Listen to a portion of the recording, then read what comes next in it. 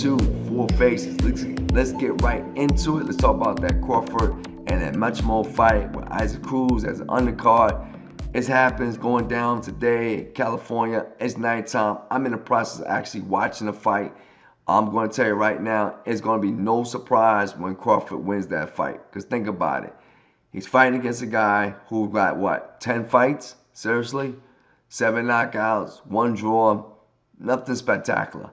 And Crawford, as you know, he's got a 40 win streak, man, right? With 31 of those a knockout. So it's like he got the 77% knockout ratio. So, I mean, let's just be honest, he's going to probably win.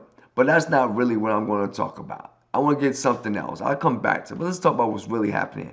The ticket sales. Let's talk about the money aspect. On the money side, the ticket sales initially, man, it was horrible. I was watching on StubHub, Ticketmasters. I was watching. The ticket sales was horrible. They were just not good at all. There was a lot of available seats.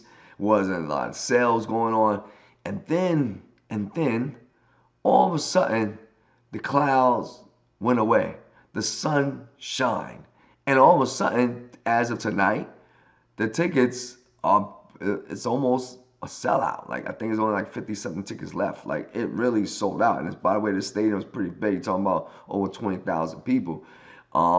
That's crazy. It just changed hands.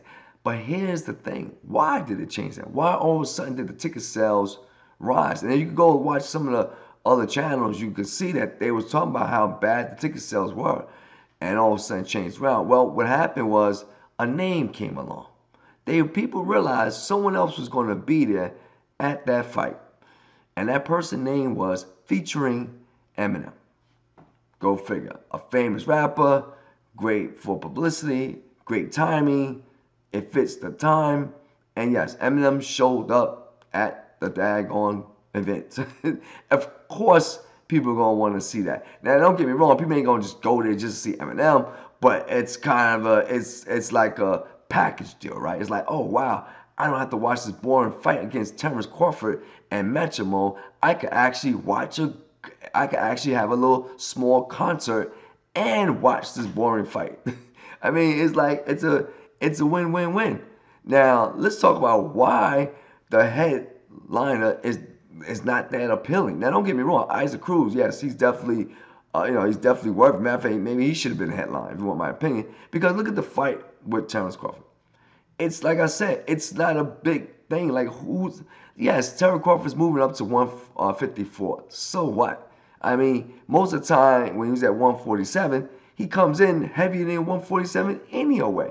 These boxers walk around at a higher weight anyway. And keep this in mind, even though they weigh in at, let's say, 147 or like a 145, whatever fight weight level they come in, they always, by the time the fight they come, most of the time, these boxers go up in weight. Look at Haney. Haney went more than 20-something pounds up in weight when he fought Regis.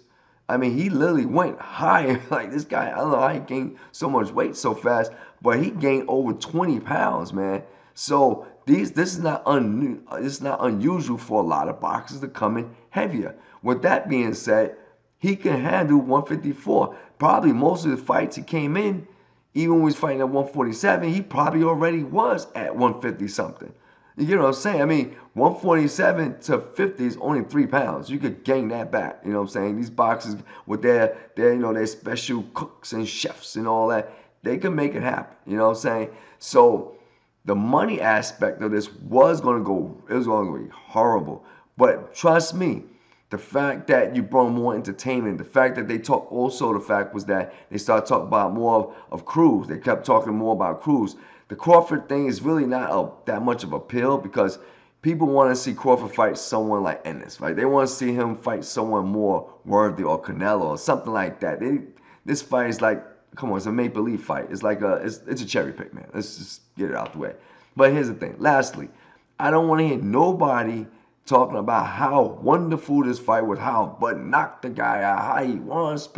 Come on, cut that. The guy is at 154. He's basically a who? Have you heard of him? No, he's a who. Who meaning that I never heard of this guy. Who is this guy? He's a who, like an owl. The guy's an owl. That's my new line we'll use. The guy is an owl. He's a who. Like, who's that? Like, you know what I'm saying? Go look it up. Matter of fact, most of us don't even know who the guy is. I mean, people in the boxing world, yes, we know. Well, I'm talking about people outside, don't, like, who's this guy? Like, who's this clown? Like, right? And then when you get a little background on the guy, it's nothing. And lastly, you know, you find all these boxers trying to promote the guy. You know, I'm talking about Madrimov. Oh, he's a great hitter. He's a knockout. I'll cut it out, man. Go watch the fights that he did. He makes so many mistakes. He makes a lot of mistakes in his boxing, his style, that I can see Crawford capitalize on. But here it is. I do want to say something. The guy can still win. Maybe somebody might say, what do you mean? By the way, subscribe, leave a comment below. Yes, he can still win. Because one thing that I know is people are not capitalizing when they fighting, and it might work. Maybe it won't work, but I think this might work. But he have a temper, excuse me.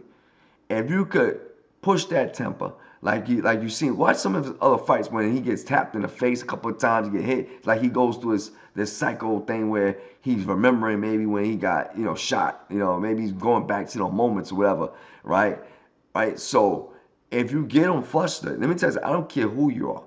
I don't care who you are. If you get flustered, you get angry, you are not at your peak performance, mentally I'm talking about. You can capitalize on that. And that's what you need to do though. You need to capitalize. If you watch some of Crawford's older fights, previous fights, you'll see that he leaves himself open. Why? Because he just wants to start slugging. He is almost as if he comes out of his boxing mode and he just want to fight. He's just in a fight mode. Like, no, I'm just going to fight you. I'm going to hit you hard. I'm going to punch you up. Blah, A, B, C, D, E. Right? You got to get him out of that mode. Get him out of boxing mode and put him into that aggressive mode. There's that mode where he just wants to fight. Because when he gets there, he's wide open. He's much more open, more exposed. And if, here's the other part, if Madrimov, like they've been saying, got the knockout power he do, clip him a couple of times, Crawford will fall. And Crawford had buckled before. He ain't invincible. We need to stop this. He's the greatest fighter of all time. Yes, he's good. No one's taking that away. But let's not say that he's undefeatable. He can be defeated. And if you really think about it, Crawford's only major fights he ever had was, let me see, Spence. People that we really know is Spence and Porter. And maybe one or two other. That's about it. So we need to stop the cap and move forward. With that being said, we're going to see. Now, once again, I don't want nobody saying, oh, by the way, subscribe, comment, leave a comment below. Yes, more likely, I'll say 97% the guy's going to win. But I don't want to hear this guy's the greatest fighter of all time because he beat a guy who only had 10 wins. Let's not go there. All right, this is Four Faces. I'm going to meet you on the other side after the fight. You know what? We'll talk.